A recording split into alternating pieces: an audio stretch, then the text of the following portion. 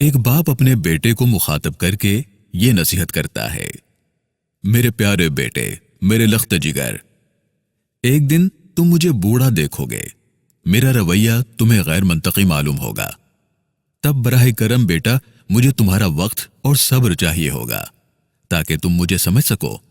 جب میرے ہاتھ کانپیں اور میرا کھانا میرے سینے پر گر پڑے اور جب میں کپڑے نہ پہن سکوں، تب گزرے ہوئے سالوں کو یاد کرنا جب میں تمہیں وہ کچھ سکھاتا تھا جو میں آج نہیں کر سکتا۔ اگر میں تم سے کوئی بات بار بار کروں اور آپ کو بار بار یاد دہانی کرواؤں تو غصہ اور ملامت مت کرنا، اس لیے کہ میں نے تمہارے لیے کتنی ہی باتیں، کتنی ہی کہانیاں دہرائی ہیں، صرف اس لیے کہ انہوں نے تمہیں خوش کیا اور تم نے ہمیشہ بار بار مجھ سے پوچھا جبکہ تم چھوٹے تھے۔ معذرت، اب مجھے رکاوٹ نہ ڈالنا۔ اور دیکھو، اب اگر میں دکھنے میں خوبصورت نہیں رہا یا مجھ سے تمہیں مہک نہیں آتی تو مجھ پر الزام مت عائد کرنا، اور یاد رکھنا جب میں جوان تھا تو میں نے آپ کو خوبصورت اور خوشبودار بنانے کی بہت کوششیں کی تھی۔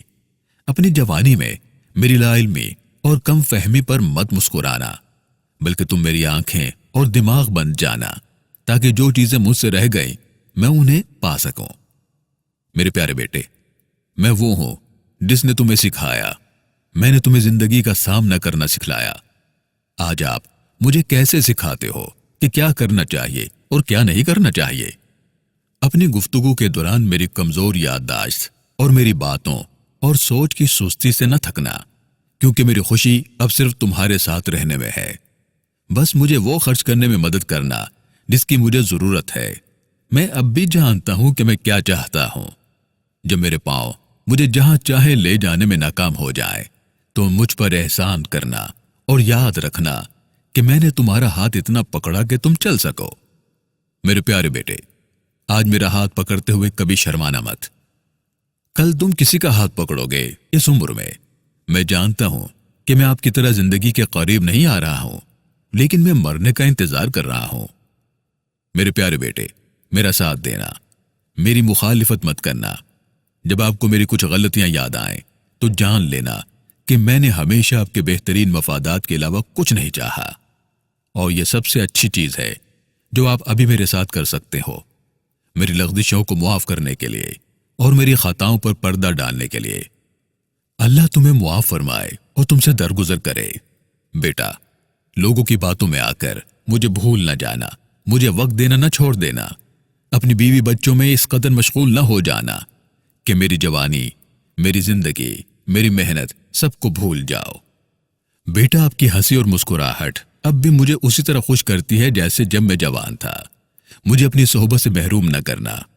بیٹا، جب تم پیدا ہوئے تو میں تمہارے ساتھ تھا، تو جب میں مروں تو تم میرے ساتھ ہونا۔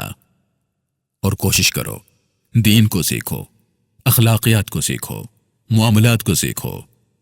دیکھو، میں یہ چاہتا ہوں، میری یہ خواہش ہے کہ جب مجھ پر نزع کا عالم طاری ہو، جب میرا وقت آخر ہو، تم میرے پاس ہو، میرے سرہانے قرآن مجید کی تلاوت کر رہے ہو، سورہ یاسین کی تلاوت کر رہے ہو، اور جب میں مر جاؤں تو مجھے تم غسل دو، پیار سے، محبت سے، اور پھر میرا جنازہ بھی پڑھاؤ، اور پھر مجھے قبر میں اور لحد میں اتارو، پھر وہاں بیٹھ کر میرے لیے تلاوت کرو، میرے لیے مغفرت کی دعا کرو۔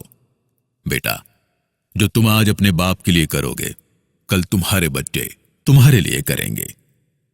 اور میرے پیارے بیٹے، میرے نور نظر، میرے لخت جگر، قبر میں دفنانے کے بعد مجھے بھول نہ جانا۔ مجھے تمہاری دعاؤں کی، تمہاری یادوں کی مسلسل ضرورت ہوگی۔ گاہے گاہے میرے پاس آتے رہنا، میری قبر پر آنا، فاتحہ پڑھنا، مجھے یاد کرنا۔ تمہاری دعاؤں، تمہارے اذکار، تمہارے استغفار کی مجھے اشد ضرورت ہوگی۔ والسلام علیکم ورحمۃ اللہ تعالی وبرکاتہ۔